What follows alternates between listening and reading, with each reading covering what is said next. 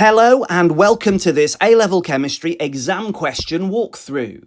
The question is available through a link in the description, and this means that if you want to, you can download the question and have a go at it yourself before you watch this video. My recommendation is that you aim to give yourself a minute per mark. During this video, I'll be modelling my thinking out loud and annotating the question, mostly in red and blue, and then the answers that will get you the marks will be shown in purple. If you find parts of this question difficult, you could always check out my explanation video about this topic by using the master links document available in the description. This question is about an experiment to determine the solubility of strontium hydroxide in water at 20 degrees C. Solubility is the maximum mass of solute that can dissolve in a set volume of water. Typically, mass is in grams, and we would have 100 grams of water, so solubility is usually measured in grams of solute per 100 grams of water. Strontium hydroxide is slightly soluble in water. Strontium hydroxide solution reacts in a similar way to calcium hydroxide solution.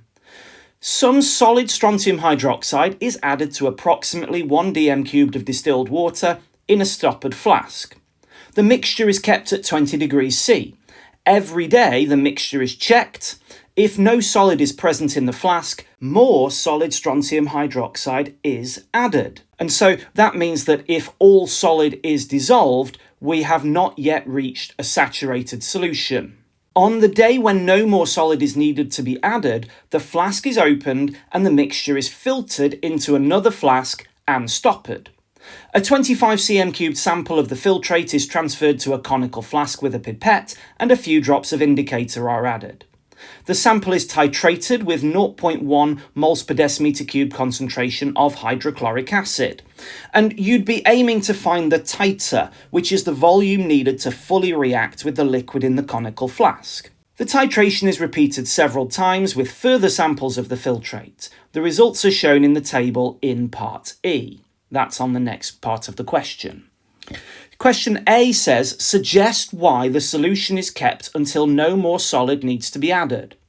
Well, when we're asked to suggest why, it's often helpful to think, what would happen if we don't do this?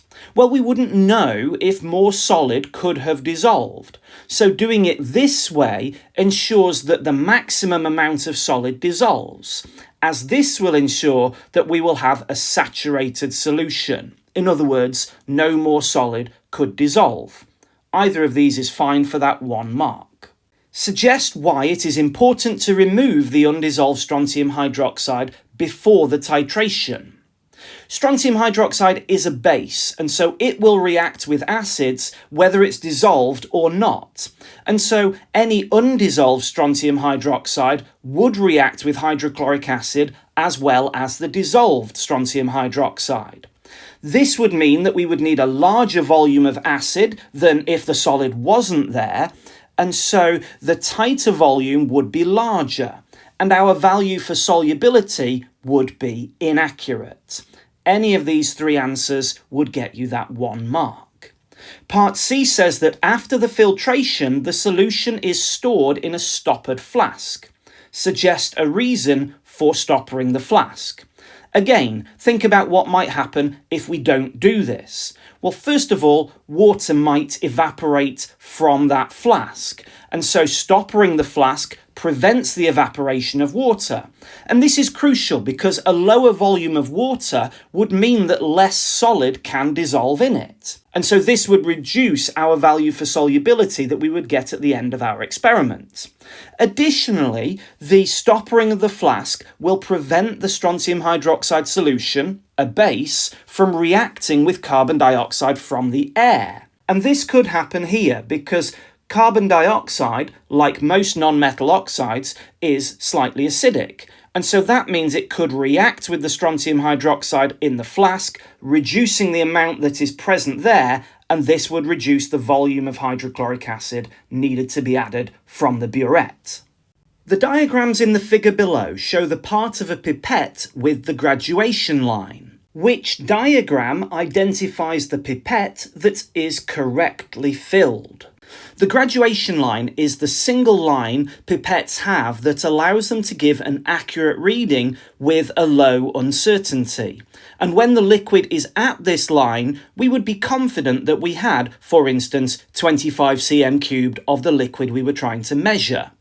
And when we try to line the liquid up with the graduation line, we should always measure to the bottom of the meniscus formed by the liquid. And the meniscus is the curved surface of a liquid where it meets the container. It's formed by the liquid particles when they adhere to the container's wall. And so we have three options here. A and B are not the correct answer because the graduation line is above the bottom of the meniscus, and so it's C that has to be the correct answer. The bottom of that meniscus is precisely on the graduation line. Solubility can be quoted as grams of solute per 100 cm cubed of solution. The table below shows the results of the titrations between strontium hydroxide and hydrochloric acid. These can be used to determine the solubility of strontium hydroxide. Remember, the sample of strontium hydroxide was in the conical flask, 25 cm cubed of it, and it was the hydrochloric acid that was in the burette.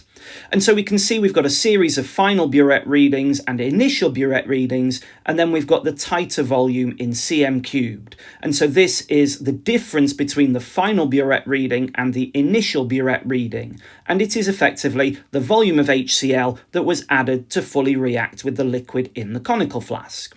Give the equation for the reaction between strontium hydroxide and hydrochloric acid. Use the results in the above table to calculate the mean titer. So that's the volume of hydrochloric acid. Use the mean titer to calculate the solubility of strontium hydroxide in grams per 100 cm cubed of solution at 20 degrees C. When it comes to the equation, first of all, strontium hydroxide. Strontium is a group 2 metal, which means it will form 2+ ions. Hydroxide is a 1- ion, so strontium hydroxide will be SrOH inside brackets and then a 2. Hydrochloric acid, that's one to just remember, is HCl. And then when they react together, we're going to produce a salt and water. The salt will be strontium chloride, and that will have the formula SrCl2 because chloride is a -1 ion in the same way that hydroxide is.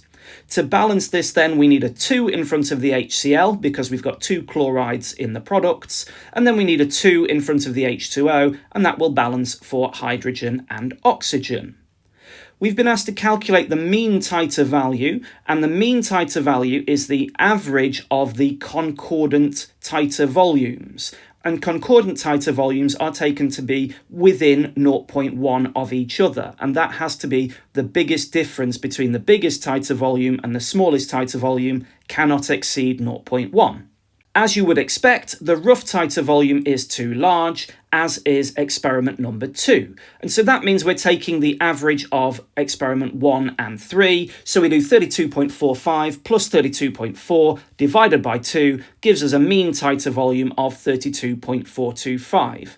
And you could leave it as this, but I'm going to round it to 2 decimal points as that's the precision on the burette that was used. And so this would give us 32.43 for that second mark. 1 mark for the equation, second mark for the mean titer volume. The final command for this question is to calculate the solubility of strontium hydroxide, using the mean titer to do this. Now, the mean titer is actually for hydrochloric acid, so this must be the stepping stone that starts us along the path to find the solubility. And so to calculate the moles of hydrochloric acid added from the burette, we need to use concentration multiplied by volume, but we need to divide it by 1,000 because the volume has to match the dm cubed units that's present in the concentration. From the earlier part of the question, we saw that the concentration was 0.1 moles per decimeter cubed. We need to multiply that by 32.43 and divide it by 1,000, and that gives us 3.243 times 10 to the minus 3 moles of hydrochloric acid in the mean titer. And that will be the third marking point. And then we need to consider how many moles of strontium hydroxide this acid will have reacted with in the conical flask, in that 25 centimeter cubed of solution. To do this, we need to consider the equation. There is no number in front of the strontium hydroxide, so that means that that will be a 1. There's a 2 in front of the HCl. So that means that these react in a 1:2 ratio, or more relevant here, what we need to do is we need to halve the moles of hydrochloric acid to find the moles of strontium hydroxide. So 3.243 times 10 to the minus 3 divided by 2 gives us 1.6215 times 10 to the minus 3 moles of strontium hydroxide in that 25 cm cubed in the conical flask. But we don't want a volume of 25 cm cubed. We need the amount of strontium hydroxide in 100 cm cubed. And so in order to do that, we need to multiply the moles we've just calculated by 4, because 100 is 4 times larger than 25. And when we do that, we get a moles of 6.486 times 10 to the minus 3. So that's the moles in 100 cm cubed. And this will be our 5th mark. So now we have the moles of strontium hydroxide in 100 cm cubed of solution, but we want grams in 100 cm cubed. So we have to convert moles into mass. And to do that, we need to use the equation mass equals mR multiplied by moles. The MR of strontium hydroxide is 121.6, so when we multiply that by our moles of 6.486 times 10 to the minus 3, we get a mass of 0.788696 grams. That's obviously far too many decimal points. I suggest we use 3 decimal points, and so this rounds to 0.789 grams per 100 cm cubed of solution. And this will be the final mark of our 6.